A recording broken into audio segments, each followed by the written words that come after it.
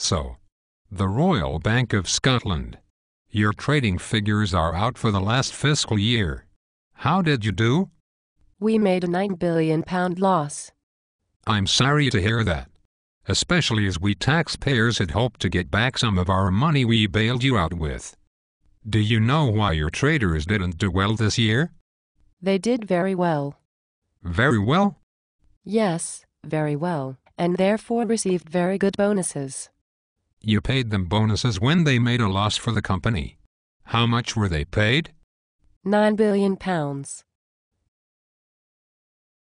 billion? But if you hadn't paid them £9 billion, you would not have made a £9 billion loss. That's one way of looking at it.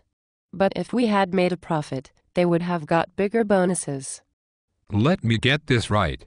After your catastrophic errors of judgment with toxic loans and the subprime fiasco, you don't think it rather tactless to pay your traders bonuses at all? No. And after all the criticism by the FSA of your scandalous conduct which resulted in the taxpayer saving you from total collapse, you don't think that's a little unfair? No. We want to avoid making a profit. If we had made a profit, we would have to pay the government corporation taxes. And that's bad? Yes. It's bad for our shareholders. I thought we, the taxpayers, were the shareholders. Well, you are, but not the type of shareholders who benefit from profits. So when do the taxpayers benefit then? When do we get back some of our investment? Well, hopefully, not for a long time. We are able to carry forward this £9 billion loss and hold it against future profits. An ongoing balance sheet enables us to massage later figures, offsetting any subsequent profits against this loss. That way we can continue to avoid going into the black and thereby avoid corporation taxes. And your traders? They will get their bonuses, of course. They have to be rewarded. Even if they, and the Royal Bank of Scotland, make an actual loss. That is, as opposed to your imaginatively audited loss. Yes. Don't they get a salary anyway? Yes. A good salary, I'm guessing? Yes. I don't get it. How is this possible? Gordon Brown, when he bailed us all out with your money, he didn't put any safeguards in place to protect your investment. That's fucking ridiculous. Just a minute. Who authorized these bonuses? The taxpayer now owns over half of the Royal Bank of Scotland, and I, for one, didn't okay any bonuses. In fact, you were all fired. You may be the primary shareholders, but we are administrated by our own board of directors.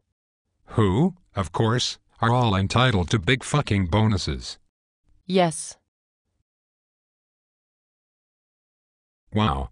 You know, if we taxpayers hadn't come to your rescue, your traders would be unemployed now. No job. No salary. Certainly no bonuses.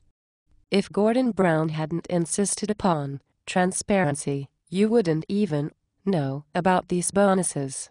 It's transparent that you were bank robbers with a get-out-of-jail-free card. The whole point of a bank is to make money, not to give it away. But you're not making money and still giving it away. Shouldn't you be using your funds, for example, to support and finance small businesses in the UK, who might otherwise go to the wall? But we don't have any money to help small businesses. We made a loss. Perhaps you could have used the £9 billion. How could we? We had to pay our traders bonuses. This country is undergoing the most serious cuts in public services ever, because of the debt caused by saving you guys from bankruptcy. We need banks. There are so many businesses closing due to soaring prices and unavailability of financial loans that 1 in 5 young people today are unemployed. We need banks. Without a proper manufacturing base, the UK will have nothing with which to trade. We need banks. The money market is ephemeral. It cannot exist on its own, without practical industry to support it. We need banks. Essential services are being axed. Don't you feel responsible? Hospital wards are closing. A&E departments shutting down. There's private medicine. We have Bupa. Schools are underfunded. Students are actually being charged for their education. Private schools have always charged for education. Anyway, bankers don't need qualifications. Banking isn't rocket science. And don't think we are unaware of global financial constraints. Our champagne bills have gone through the roof. Wow. We are totally fucked.